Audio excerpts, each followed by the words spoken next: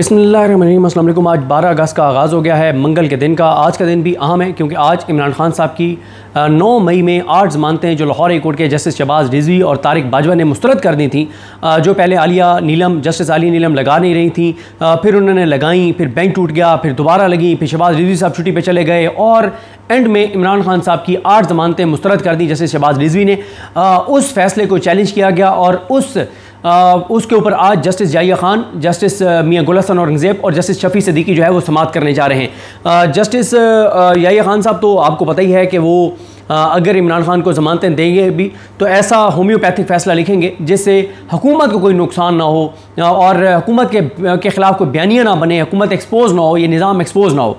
और बाकी जो 2 जज साथ बैठे उसमें से मियां गुल हसन औरंगज़ेब साहब को तो मेरी एक राय है, मैं उनको आज़ाद जज समझता हूँ, लेकिन वो जस्टिस याहिया खान के साथ बैठ के अपना पॉइंट ऑफ व्यू है उसको एक्सप्रेस करेंगे नहीं करेंगे ये देखना है। और जैसे शफी सिद्दीकी साहब जो हैं वो तो बहरहाल उसी तरफ जाते हैं जिस तरफ जस्टिस याहिया खान जाते हैं।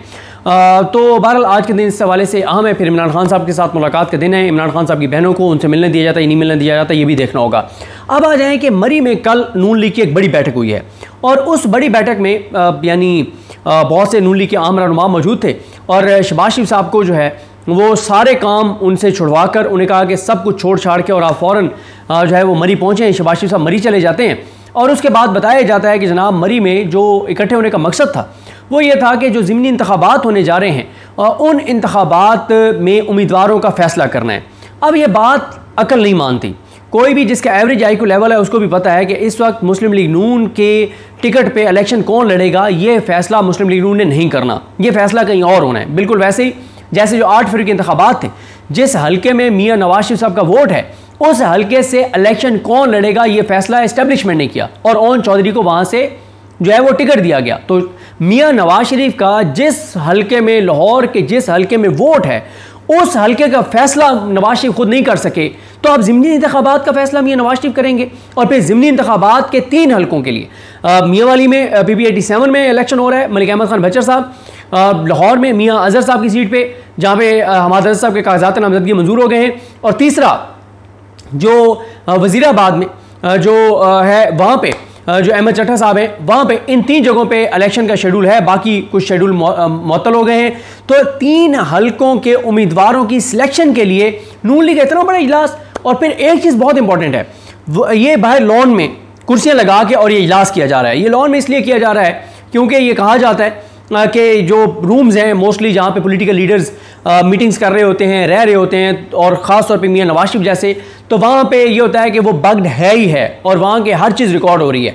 तो ये बाहर लॉन में ये मीटिंग करने का मकसद ये था कि अगर रूम्स के अंदर बगिंग डिवाइसेस लगी हुई हैं तो बाहर जो गुफ्तगू हो वो ओपन ना हो। दूसरा ये भी है कि ये इस इजलास का एक मकसद ये भी हो सकता है कि बज़ाहिर ये दिखाया जाए कि ये इजलास हुआ है, लेकिन क्या किसी को पता है कि इस इजलास से पहले कौन सा इजलास हुआ और इस इजलास के बाद कौन सा इजलास हुआ है? क्योंकि वज़ीर कानून का वहाँ पर होना बहुत इंपॉर्टेंट है। वज़ीर कानून आज़म नज़ीर तारड़ का वहाँ पर होना और शहबाज शरीफ का वहाँ पर होना बहुत ज़रूरी है, क्योंकि मुस्लिम लीग नून आपको पता ही है कि नवाज शरीफ कैंप के लोग जो बातें करते फिर रहे हैं कि जो कानून साजी हुई थी कि अब आर्मी चीफ जो है वो 5 साल तक रहेंगे। वैसे उनकी 3 साल का टेन्योर था, 29 नवंबर 2025 को उनकी मुद्दत मुलाज़मत ख़त्म होनी थी, लेकिन कानून में तब्दीली करके और कहा गया कि आर्मी चीफ की मुद्दत मुलाज़मत 5 साल होगी। लेकिन अब एक नया नोटिफिकेशन होना है कि क्योंकि कानून में तब्दीली हो गई है तो वो 29 नवंबर 2025 से बाद भी कंटिन्यू करेंगे, 29 नवंबर 2027 तक कंटिन्यू करेंगे। तो ये नोटिफिकेशन होना है, ये कह रहे हैं नवाज शरीफ कैंप के लोग, और वो ये कहते फिर रहे हैं कि ये नोटिफिकेशन मियां नवाज शरीफ नहीं होने देंगे। और लेकिन मैंने जो लोगों से बात की उन्हें कहा पहली बात यह है कि मियां नवाज शरीफ के अंदर इतना तपड़ नहीं है कि मियां नवाज शरीफ स्टैंड ले सकें, जो अपनी मर्जी से लंदन नहीं जा सकते, जो अपनी मर्जी से किसी से मुलाकातें नहीं कर सकते, वो मियां नवाज शरीफ इस बात पे स्टैंड लेंगे, पहली बात। दूसरी बात यह है वो ये कहते हैं कि मियां शरीफ साहब भी कब्र से उठ के आके और शहबाज शरीफ साहब को कह दें कि तुमने नोटिफिकेशन नहीं करना, तब भी वो करेंगे। उनको मियां शरीफ साहब भी नहीं रोक सकते, तो मियां नवाज शरीफ उनको कैसे रोक सकते हैं? लेकिन ये ज़रूर है कि कोई ऐसी चीज़ है जिसका पता नहीं चल रहा कि कुछ ऐसी चीज़ चल रही है। और फिर वज़ीर कानून का वहाँ पर होना इसलिए भी इंपॉर्टेंट है कि 27वीं यानी तरमीम की आमद है, जिसमें जुडिशरी के हवाले से बहुत चेंजेस की जा रही हैं, 18वीं तरमीम के हवाले से बातें हो रही हैं, NFC अवार्ड के हवाले से बातें हो रही हैं, मोहम्मद मालिक साहब बता चुके हैं। और एक ऐसे वक्त के ऊपर ये इजलास हुआ है मुस्लिम लीग नून का जब 27वीं तरमीम की बात हो रही है, जब रोज़ाना 300 अरब 500 अरब की 2000 अरब की करप्शन के किस्से आ रहे हैं, जब मोहसिन नकवी को वज़ीर आज़म बनाने की बातें हो रही हैं, जब ख्वाजा आसिफ जो है वो बातें कर रहे हैं और चीज़ें कर रहे हैं और ये नोटिफिकेशन वाली बात हो रही है, ऐसे वक्त पे मुस्लिम लीग नून का ये इजलास जो है वो ज़िमनी इंतखाबात के उम्मीदवारों के लिए नहीं हो सकता। ईसा नकवी साहब को मैं सुन रहा था, उन्होंने बिल्कुल दुरुस्त कहा कि देखें, पहली बात तो यही है ना कि उम्मीदवार कौन होगा ये फैसला मुस्लिम लीग नून ने नहीं करना। मियाँ साहब को एक मैसेज जाएगा बड़े निचले लेवल से कि ये लोग हैं, इनको आप अनाउंस कर दें कि नून लीग उम्मीदवार हैं, मियाँ साहब वो अनाउंस कर देंगे। तो नून लीग के टिकटों का फैसला नून लीग ने करना नहीं है। उसकी वजह यह है कि इलेक्शन नून लीग ने जीतना अवाम के वोटों से नहीं है, उन्होंने फॉर्म 47 के जरिए जीतना है और फॉर्म 47 कहीं और से जारी होता है। तो इसलिए फैसला पहली बात तो यह है कि नवाज शरीफ साहब ने करना नहीं है। दूसरी बात यह है कि अगर नवाज शरीफ साहब ने करना भी हो तो क्या 3 सीटों के ऊपर टिकटों का फैसला का मामला इतना इंपॉर्टेंट है कि 30-35 लोगों को बुला लिया जाए? और यह भी हो सकता है कि हाँ, बज़ाहिर इसलिए बुलाया गया हो कि यह लगे कि टिकटों का मामला है, लेकिन उससे पहले भी एक मीटिंग शायद हो चुकी हो, उसके बाद भी मीटिंग हुई होगी।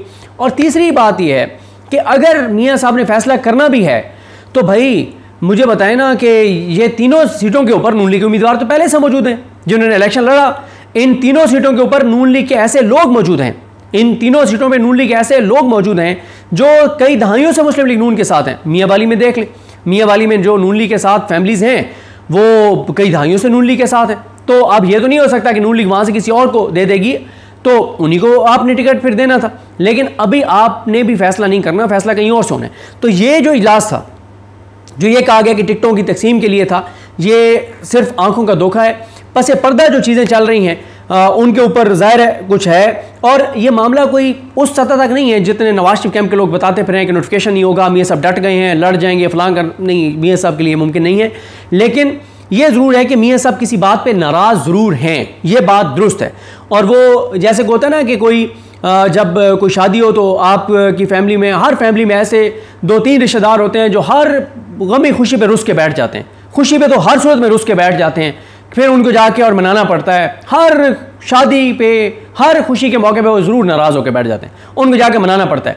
तो मियाँ साहब का भी यही मसला है कि मियाँ साहब रुस के बैठे हुए हैं और बताया यही जाता है कि मियाँ साहब ने कोई लिस्ट दिया है कि इन लोगों को वफाक में और पंजाब में एडजस्ट करें, वो एडजस्ट नहीं हो रहे। और मियाँ साहब के कैंप के जो लोग हैं वो इस वक्त क्राइसिस का शिकार हैं, बाकियों की मौजें लगी हुई हैं। सुथरा पंजाब प्रोजेक्ट में भी और भी जो तरक्याती काम हैं, जो और भी वो ट्रांसफर पोस्टिंग का काम करवा रहे हैं, उनकी मौजें लगी हुई हैं। और जो मियाँ नवाज शरीफ कैंप के लोग हैं वो बेचारे वेले बैठे हैं, वो भूख मार रहे हैं। तो वो मियाँ साहब चाहते हैं कि उनको एडजस्ट किया जाए। तो इससे ज़्यादा जो है वो मामला नहीं लगता, ना ही मियाँ साहब में इतना तपड़ है।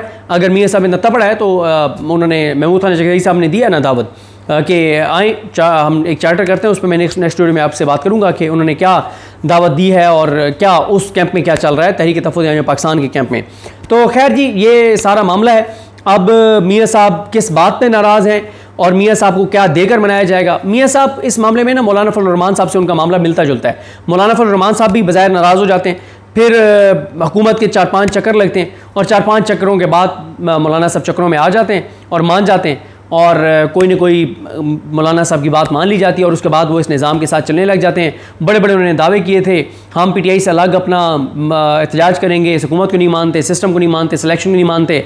फिर इन्हीं इलेक्शन का हिस्सा भी हैं, इसी सिस्टम का हिस्सा भी हैं, मखसूस नशस्तें भी ले ली हैं और मज़े और मौजें कर रहे हैं। अच्छा, उसके बाद आ जाए जनाब, आप सुबह से सुन चुके होंगे 9 मई केस का जो फ़ैसला आया, उसमें नाम मैं आपको दोबारा बता देता हूँ। उससे पहले चलें ये बात कर लेते हैं कि जो जज चौधरी साहब की जो 9 मई की सज़ा है उसके ऊपर जो अपील थी और जो सज़ा मुअत्तली की जो दरख्वास्त थी, उन दोनों के ऊपर आलिया नीलम साहबा ने नोटिस कर दिया है। डेट इन ऑफिस है, डेट इन ऑफिस से मुराद दिया है कि अभी नई तारीख नहीं देगी कि अगली समात कब होगी।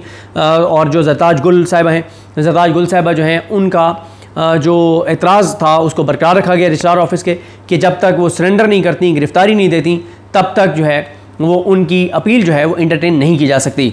जो 9 मई के 2 फैसले आए हैं उसमें ये जज मंजर अली गिल ने फ़ैसले दिए हैं और मैंने ये सवाल भी उठाया कि अगर ये आइन और कानून के मुताबिक फ़ैसले हैं तो मंजर अली गिल जो है क्यों TV चैनलों को कहा गया कि जज मंजर अली गिल का नाम नहीं लेना और उसकी तस्वीर जो है वो नहीं चलानी।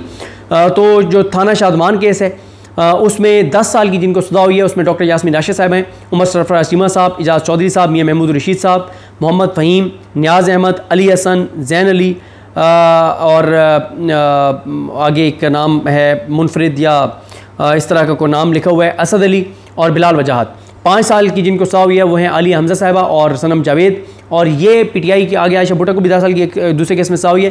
पीटीआई की ये ख़वातीन को भी ये निज़ाम नहीं तोड़ सका, शिकस्त नहीं दे सका।